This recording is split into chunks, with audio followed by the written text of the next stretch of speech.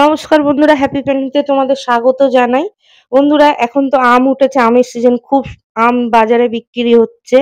এখন কিন্তু আম দিয়ে অনেক রকমের রেসিপি করা যায়। ম্যাঙ্গো রেসিপি অনেক কিছু দিয়ে হচ্ছে এখন, পায়েস বলো, কুলফি বলো, আইসক্রিম বলো, যে কোনো রেসিপি। তো আজকে কিন্তু আমি একটা নতুন সুন্দর একটা রেসিপি বানাচ্ছি। এটা এখন খুব উঠেছে, সবাই করছে। তো আমিও ভাবলাম ঘরে আম আছে, চলো দুধ আছে, আম দিয়ে দুধ দিয়ে আমি আম কুলফি বানিয়ে নিই, কি ম্যাঙ্গো কুলফি দুটোই বলতে পারো। তো চলো আজকের এই আম কুলফি কি ম্যাঙ্গো কুলফি কিভাবে বানাতে হয়, কি কি লাগবে, সেটাই তোমাদের সঙ্গে শেয়ার করবো। রেসিপিটা দেখো প্রথম থেকে শেষ অবধি। তো দেখো এখানটা আম নিয়েছি তিনটে। আমটা কিন্তু একদম মানে কি বলবো, সিম্পলি আমাদের ঘরের আম, যে বাজার থেকে কিনে এ করেছি, এটা গাছেরই আম। আর এখানটা নিয়েছি, তো এখানটা কনডেন্স মিল্ক নিয়েছি, বাংলা ডেয়ারি একটা 500 দুধের প্যাকেট, আর ফ্রেশ ক্রিম। এ কটা উপকরণ দিয়ে তারপর একটা কড়া বসিয়ে দুধটা ঢেলে দিয়েছি।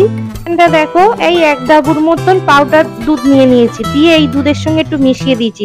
পাউডার দুধটা দিলে তো দুধটা ঘনত্বটা হবে, আর খেতেও কিন্তু ভালো লাগবে। তো ততক্ষণ দুধটা যতক্ষণ ফুটবে ততক্ষণ দেখো আমি আমটা ধুয়ে নিয়েছি। আর আমের আঁটিটা কিভাবে বের করব সেটাই তোমাদেরকে দেখাচ্ছি। এখানটা একটা ছুরি দিয়ে মুখটাকে আমি ভালো করে একটু বড় করে নিচ্ছি, যাতে আমের আঁটিটাকে বের করা যায়। এখানটা দেখো হাত দিয়ে টানছিলাম, আসছিল না বলে একটা সাঁড়াশি নিয়েছি। সাঁড়াশি নিয়ে আমি টেনে টেনে বের করেছি। আর এটা যেহেতু ঘরের গাছের আম, তো একটু চোষ টাইপের, তোমরা বাজারের আম দিয়ে কিনে করবে আরো বেশি ভালো হবে। আমার কাছে যেটা ছিল আমি সেটা দিয়েই করেছি, কেন মনে হলো আজকের এই জিনিসটা করে খাই, তাই জন্য কাছে যেটা ছিল সেটাই করেছি। তো বলে 3টে আমকে এইভাবে আঁটিগুলো বের করে নিলাম একটা সাঁড়াশির সাহায্যে।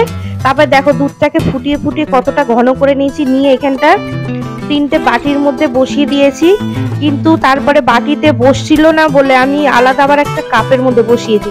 তারপরে এখানটা দেখো দুধটা অনেকটা ঘন হয়ে গেছে, নিয়ে একটা কাঁচের বাটি নিয়ে নিয়েছি, একটু দুধটা ঠান্ডা করে এখানটা ফ্রেশ ক্রিম দিয়ে দিলাম 2-3 চামচের মতন। আর এখানটা কর্নেল মিল্কও দিয়ে দিয়েছি 2-3 চামচের মতন, দিয়ে ভালো করে এখানটা আমি দুধের সঙ্গে মিশিয়ে দিলাম, দিয়ে যাতে সবকিছু একসঙ্গে মিশে যায়, ঘন হয়ে যায়। তো এটা এখানটা ভালো করে মেশানো হয়ে গেল। এবার যখন ঠান্ডা হয়ে গেছে, হয়ে যেতে এবার আমগুলো এই তুলে নিয়েছিলাম, বললাম তোমাদেরকে বাটির মধ্যে পড়ে মানে হয়ে যাচ্ছে বলে, এখানটা এবার কাপের মধ্যে দিয়ে দিয়েছি। তো বন্ধুরা এখানটা দেখো কাপে ঢেলে, কাপের মধ্যে বসিয়ে আমের যে দুধের যে এটা বানিয়েছিলাম সেটা। আর একটা জিনিস তোমাদের বলতে ভুলে গেছি, আমি এতে চিনিও দিয়েছিলাম অল্প, কর্নেল ড্রিঙ্ক দিয়েছি, চিনিও দিয়েছি। যেহেতু ওইটা দেখাতে পারিনি, ওইটা ভিডিওতে নিতে পারিনি, তাই জন্য তোমাদের বলে দিলাম। তো দেখো এবারে যে আমের মুখগুলো কেটে রেখেছিলাম সেটা, আর এক্সট্রা যে দুধ ছিল, কিছু আমের আঁটির মধ্যে যে পাল্পটা ছিল আমের, সেটাকে এই দুধের সঙ্গে মিশিয়ে, যেহেতু এটা এক্সট্রা হয়েছে, এই বাটির মধ্যে বসিয়ে দিলাম। তো এর মধ্যেও আমি সেট করে আইসক্রিমের মতন বসিয়ে দিলাম। তো দেখো এরম ভাবে নিয়ে নিয়েছি। এবারে এইটাকে চলো ফ্রিজে ঢুকিয়ে দিই। তো এইটাকে আমি 8-9 ঘন্টা কি 12 ঘন্টা ফ্রিজের মধ্যে যত রাখবো ততই ভালো। তা আমি যেহেতু এটা বিকালে করেছি, ওই জন্য সারা রাতই রেখে দিয়েছিলাম। তো একেবারে দেখো সবকটা ঢুকিয়ে দিয়েছি, বাটিটাও দুধ দিয়ে দিয়েছি, দিয়ে বসিয়ে দিয়েছি। এবার দেখো পরের দিনকার আমি বের করেছি, সারা রাত রাখার পরে এরম একদম শক্ত শক্ত হয়ে গেছে, একদম সলিড ভাবে জমে গেছে। আর এটাও বাটিটা দেখো কোনো রকম ভাবে কিছু নেই, একদম আইসক্রিমের মতো, মানে এটা এত শক্ত হয়ে গেছে।